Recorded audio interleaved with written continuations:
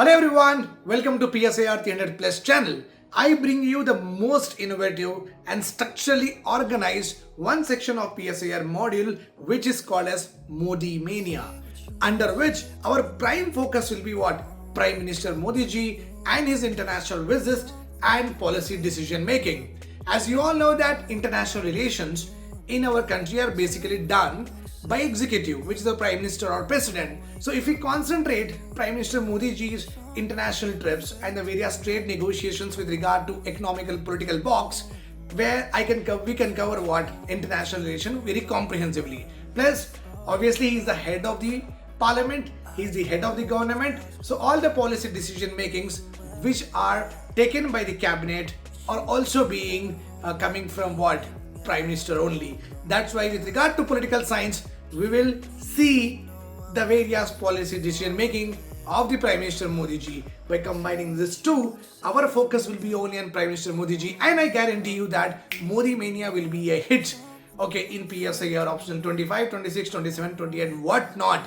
Because in PSIR, the main important person is what? Prime Minister, and we have the very charismatic leader for our country, that is Modi ji. So do watch all the videos of Modi Mania, and I guarantee you that many of the questions are going to appear from this particular Modi Mania series. Other sections I will be covering in static and all for sure, but this is going to be a very rocking playlist that you will be amazed. Okay, so make sure that you be a part of it and tell to all of your friends a new way, a very perfect way to approach what PSIR. Let us now start the first lecture, the two important areas with regard to what Modi Mania, with regard to Prime Minister Modi ji's visit to UK and Maldives. I hope this is all clear to you. Let us go ahead.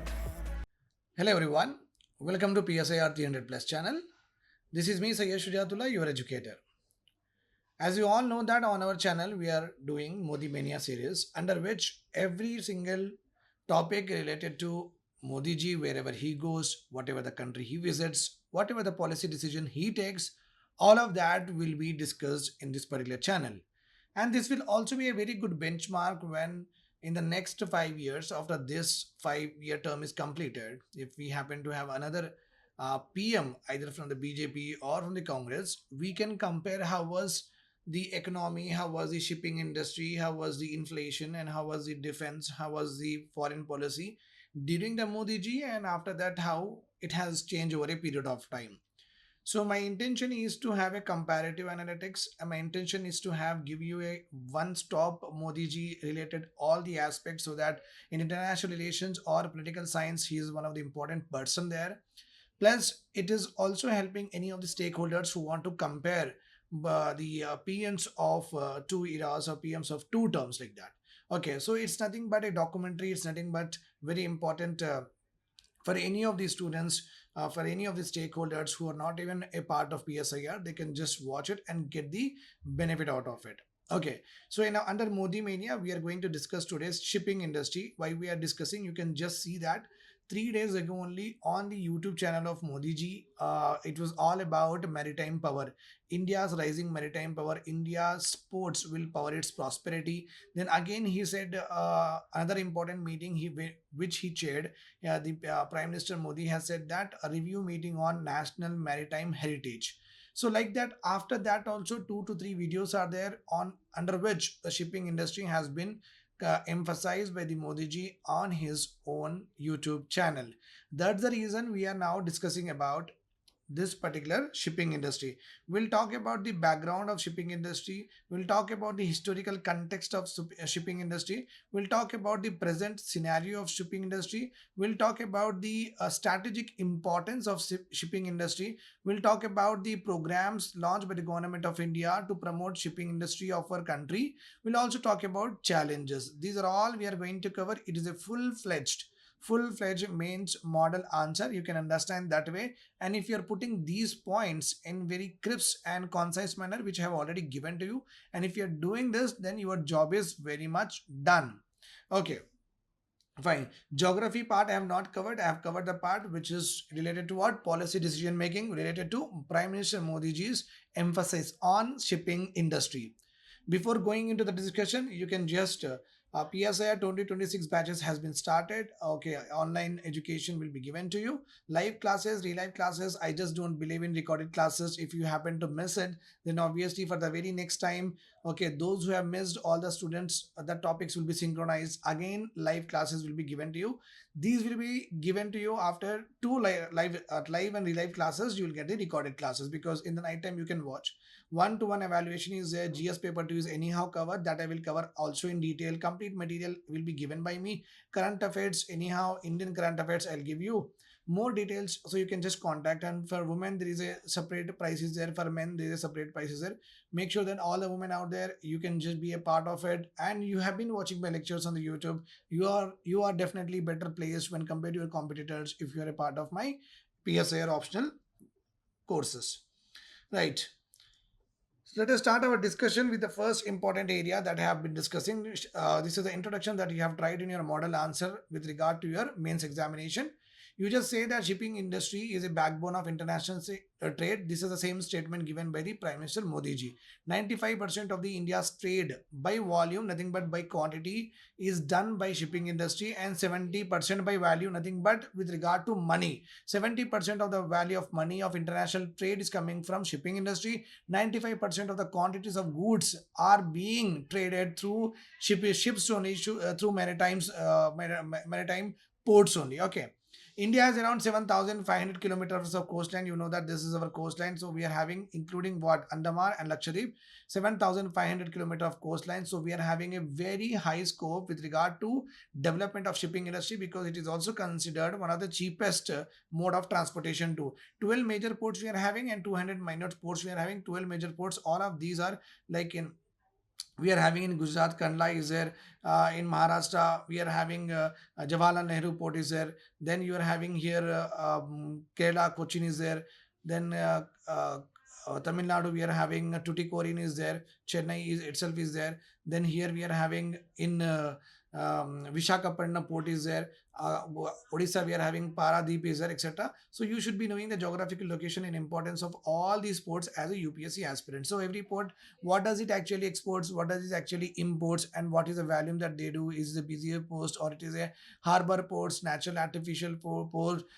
All of that you have to study. Do not leave one point also from that this any industries because anything can be asked in the examination.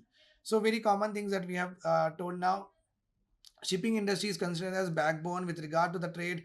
95% is coming volume is going through maritime areas, and nearly around 70% is by value. Okay, remember this point. So shipping industry is backbone, 95% is volume, 70% is value. Value 95 is okay, volume 70 is value. Remember this point. Then we come to the India's here leverage, means India's advantage with regard to that. We are having a very good advantage.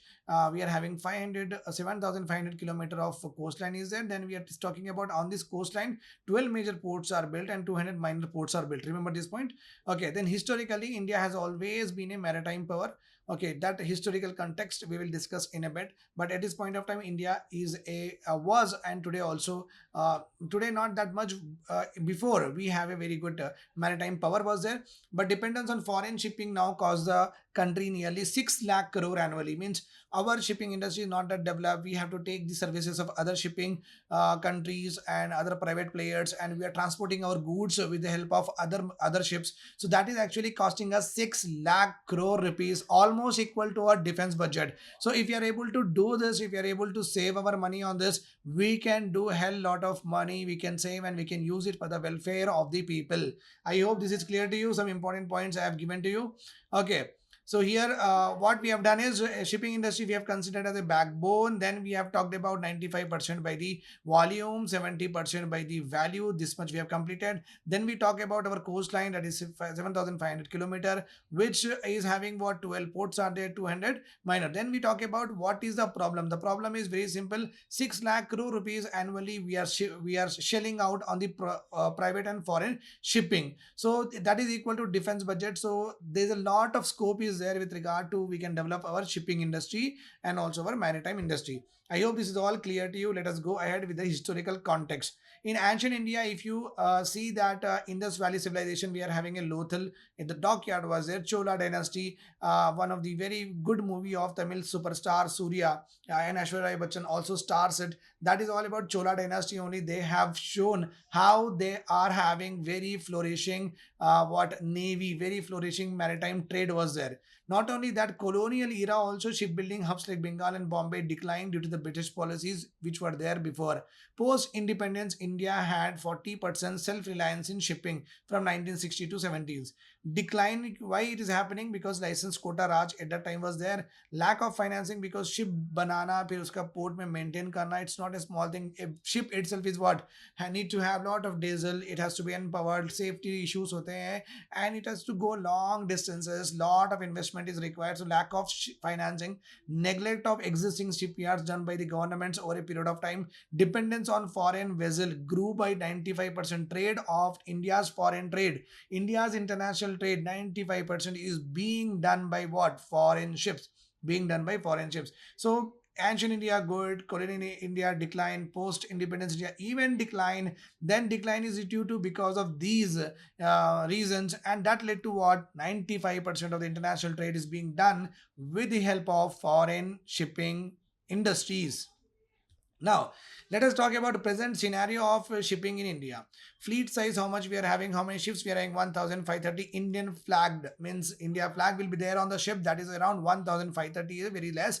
Global standing, 16th largest maritime nation. This is also very, very not, don't think that it is like very good, it's bad way, because we are a country which would be at the top 5.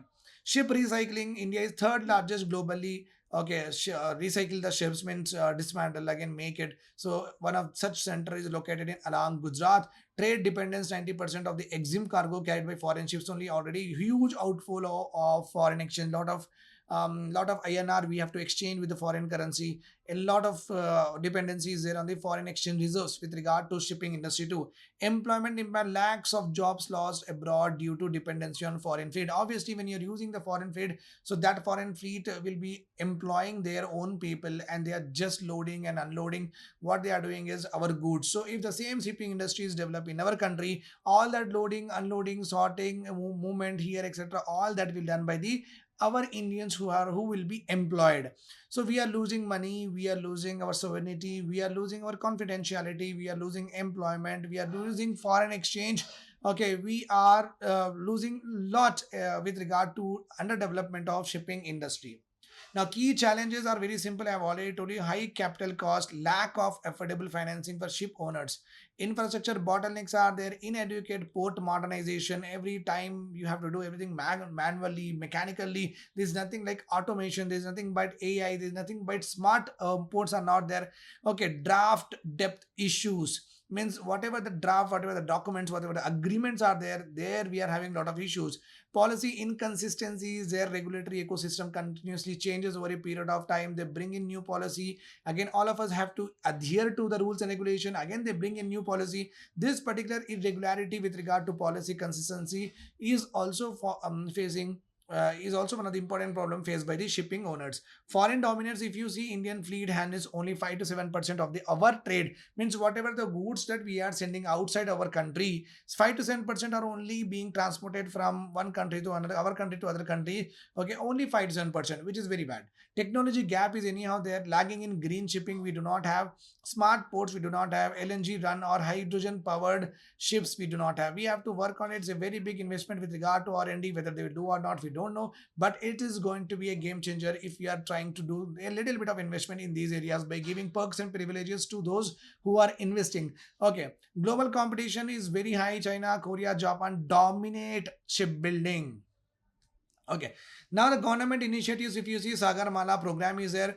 Launch in the year 2015, port-led development of logistic efficiency. Means logistic is nothing but all about from the entry of the good to the exit of the good. Okay, what all you do in between, that is called as logistics. And to improve that means to consume, to less consume the time, to make it faster from the entry to the exit of the terminal of the goods. Okay, this particular program has been launched. Over 500 projects planned focused on port connectivity. Means within the port, the things will be connected with regard to goods movement, goods branding, packaging, loading, okay, whatever it is, weighing, measurement, etc. Industrial clusters, okay, and coastal shipping is also promoted under Sagarmala. Then we have Maritime India Vision of 2030, blueprint with 150 plus initiatives for shipbuilding, ship repair, inland waterways, cruise tourism. And after the interstate linking water project also, this inland waterways will become more better in future. Target modern green tech driven maritime sector.